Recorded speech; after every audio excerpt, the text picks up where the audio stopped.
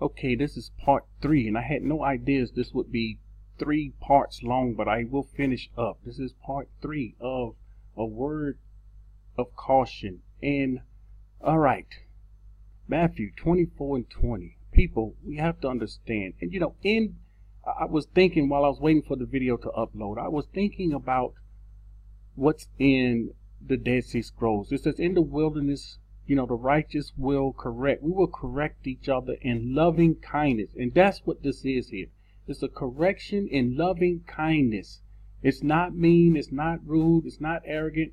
It's a righteous, humble correction that have to come forth, and a warning that have to come out, a word of caution that have to come out to people before they're coming out, because many others are about to come out, and now people don't know where to go, what to do, don't know which way to turn. Matthew 24 and 20. Watch this. You should be praying this. When you came into the knowledge of the truth, you should have started praying this prayer right here, and pray that your plane, pray that your flight, when you flee out of the midst of her, when you fly out of the midst of her, pray, when you fly into the wilderness, pray that your flight be not in the winter or on the Shabbat. Our flight should not be in the winter. We should not be fleeing in the winter. Our flight should not be on the Shabbat. We should be praying for this. Our people not only, watch this, not only we're not praying that our flight be not in the winter or on the Shabbat, we are fleeing on the Shabbat. Let me say this again. We are fleeing on the Shabbat. I know people that came out different times on the Shabbat. You came out on the Shabbat. Do not flee on the Shabbat. This is your choice, your decision. You can flee from Sunday to Friday. You can flee all these other days. Do not flee on the Shabbat. I don't care if they say we will let you out for free. Don't allow money to be your drive. We will let you out. Fear the Most High. We can't flee on the Shabbat. Remember when they went into the wilderness and it was a Shabbat, and the first one to break the Shabbat, what was he doing? All he was doing, it was winter, it was cold. He was trying to get some wood to make a fire. That's all he was doing. Getting wood to make a fire to keep warm. That's it. And what happened? Moshe didn't know what to do. He was the first to break. They had to stone. They killed him. And here we are fleeing on the Shabbat. You don't flee. You don't fear the Most High to flee on the Shabbat. And when I said something, it's like, okay, let me explain. I'll explain when I get there. It's a long story. Cheaper flight. There is no excuse. The Most High is saying there is no excuse. So people, you haven't booked your tickets yet. Do not book your tickets on the Shabbat. If you book your tickets and they give you tickets for Shabbat and you didn't ask for them, don't go.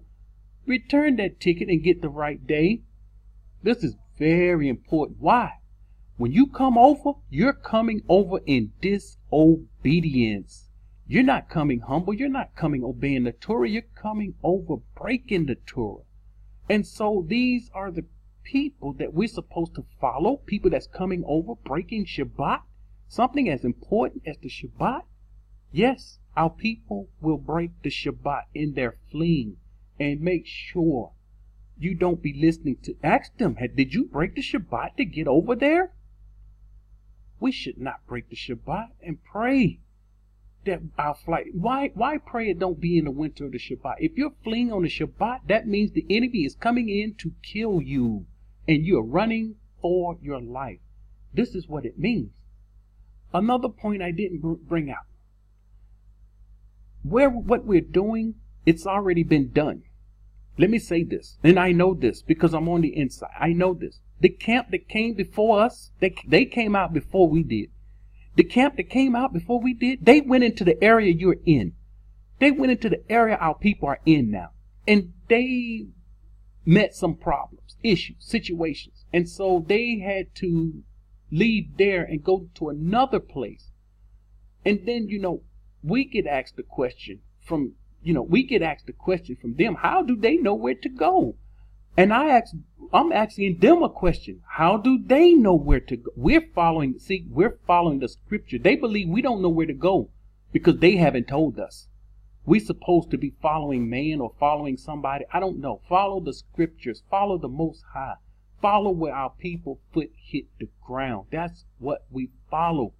Many of you have contacted me, asked me about certain areas, and I've told you, yes, our people foot hit the ground there. Or yes, that's good area. It's not where I am, and that's fine. But as long as where our people foot hit the ground, but for the people where our foot didn't hit the ground, that's what we shouldn't be telling, we shouldn't be saying this is the place. Now, let me show you this. This is 1 Kings 22. And I'm going to skip around here. I hope, of course, we know they gave us some of this in Christianity. Some of it, of course, not the deepness of it. Here we have King Ahab, King of Yahuah, and King Jehoshaphat. They're trying to figure out, shall we go into battle? Okay, I'm going to jump here to, look what it says down here in verse 5. And it says, I am your people, and my horses are your horses. Jehoshaphat said to the king of Yahuah, please inquire of Yahuah for today. Please inquire to Yahuah your move before you make your move. This is what we need to do. We need to be inquiring of him concerning our move. So what he did, he asked his prophets whether or not they should go and fight. And this is what he's saying here. He wanted to know whether or not shall we go and fight. And the prophet says, go up. Yahuah will deliver it into your hands. And the prophets are telling them, Yahuah will deliver it up into your hands. Jehoshaphat said, is there any other prophet? He wanted to know if there's another prophet. And so the king of Yahuah said to Jehoshaphat, there is still one man, Micaiah, son of Imlah, whom we may inquire of Yahuah. But I hate him. Look at this. But I hate him because he does not prophesy good concerning me, but evil. Now, if the prophet is prophesying evil concerning you, it's because you're doing something evil. And you're continuously doing something evil. So this is the reason why. Jehoshaphat said, let not the king say such things. So they called for Micaiah to come quickly. And so they brought him before the king. And they asked him the question, shall we go to fight? And this is what, in verse 13, is what he said to them. The messengers who had gone to call Micaiah spoke to him, saying, now listen, the words of the prophets with one accord encourage the king. They're telling the prophet to encourage, to speak good words. Don't speak negative words, speak good words. Please let your words be like the word of one of them, and speak encouragement. Then Micaiah said, as Yahuah lives, whatever Yahuah says to me, that I will speak. Now when a prophet says this, and when he speaks, you should be ready to listen. Then he came to the king. I'm bringing out a point here. And the king said to him, Micaiah, shall we go to war? Or shall we refrain? And he answered, this is what Micaiah said, go and prosper, for Yahuah will deliver it into the hand of the king. Now he's telling him he's going to deliver it into the hand of the king, same as all the others. And the king knew it wasn't correct. So the king said to him, how many times shall I make you swear that you tell me nothing but the truth in the name of Yahuah? Then he said, I saw Yahuah. This scripture I'm always bringing out here on this channel so we can understand what's happening with us today. I saw Yahuah. He's the king over them. They're not scattered right now. But he's saying, I saw Yahuah scattered on the mountains as sheep that have no shepherd. That's us today. And Yahuah said, let these who have no master, let each return to his home in shalom. See why we shouldn't be camping with the camps and camping up? And the kings of Yahuah said to Jehoshaphat, did I not tell you he would not prophesy good concerning me, but evil? Micaiah said, watch this. Here is my point. Therefore hear the word of Yahuah. I saw Yahuah sitting on the throne, and all the hosts of Shamaim standing by, and his right hand and his left hand. And Yahuah said, who will persuade Ahab to go up? Who will persuade? That he may fall at Ramoth Gilead. So one spoke in this manner, and another spoke in that manner. Then a Ruach came forward and stood before Yahuah and said, I will persuade him. And Yahuah said to him, in what way? So he said, I will go out and be a lying Ruach in the mouth of all the prophets. He's going to be the lying Ruach in the mouth of all those prophets. Will the Most High send you a lie? The Most High told us to go here. Yes, the Most High, if you're doing something you don't have no business doing, if you can't humble yourself, the Most High will send you a lie. So when these people tell me the Most High told us to go here, I'm not telling you he didn't say that. He could have said that, but is that a lying Ruach he sent you? A lying Ruach in the mouth of the prophets. And Yahuah said, you shall persuade him and also prevail. Go out and do so. Look, he says, therefore look, Yahuah has put, look at this. Yahuah has put a lying Ruach in the mouth of all the prophets of yours. And Yahuah has declared disaster against you. So if he put a lying Ruach, he may be declaring disaster against you. Now, no way in shape or form am I saying this is to anyone by no means necessary. What Yahuah has told you is what he's told you.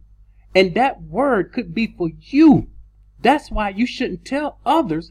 Example, he tell me and my family, you all go to this area right now. I will get up and go. We done something maybe we didn't have no business doing.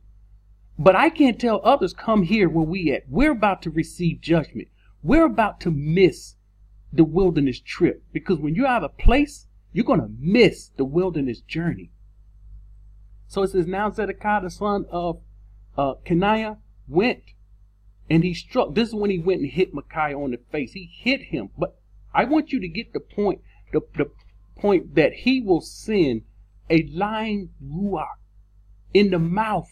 He will send out a lying Ruach in the mouth of the prophets, and they will speak thinking this is the truth, and they will be following a lie. Now, here once again, if the Most High have sent you somewhere, by all means go. But make sure it is him that sent you. This is for the people that's already over here, and that's some in different areas. If you're in whatever area you're in, this goes for those all over the earth. Those that's in Yasharal, those that's in Jordan, wherever you at. If that's where the Most High sent you, don't tell everybody this is where we are to be. If you are righteous, you will tell them, follow the Most High, follow where he tell you to go, follow the scriptures. Where did our people foot touch the soil? You make your own land connection. This is righteousness. This is why you'll never hear me telling people, come where I am. Now, that brings me to Isaiah 11:11. I always wondered about this scripture. I brought it out a few weeks ago. I brought out the deepness of it. All these places. And it shall come to pass in that day that Yahuah shall set his hand again a second time to recover the remnant of his people who are left. Now, these people, we get to wonder, who are these people? This is the second. This is when Yahushua comes back. This is when he finished the fighting, the battles. There will be people left in Assyria, people left in Egypt, Patros, which is Egypt, Cush, Elam, Shinar, Hamath, the islands of the sea. These people, most of this is inside the borders. Here is my point, and I'm finished. There will be people inside the borders that did not make it to the wilderness. Yes, people will be inside the borders, but they didn't make the wilderness trip because they maybe was Most High put them in an area where he didn't want them to be in part of the wilderness trip. I don't know. I don't know how these people, but they will be scattered all in this area. So here it is. Now I understand it. We're going to places we shouldn't be going, and we're going to miss the wilderness journey. Once we miss this wilderness journey, there will be other people for him to gather within the borders. We have to be careful not to lead people astray, not to be like the Christian churches, not to be like the camps, leading people astray. We don't want to lead anyone astray. We want to lead them to the Most High. Shalom.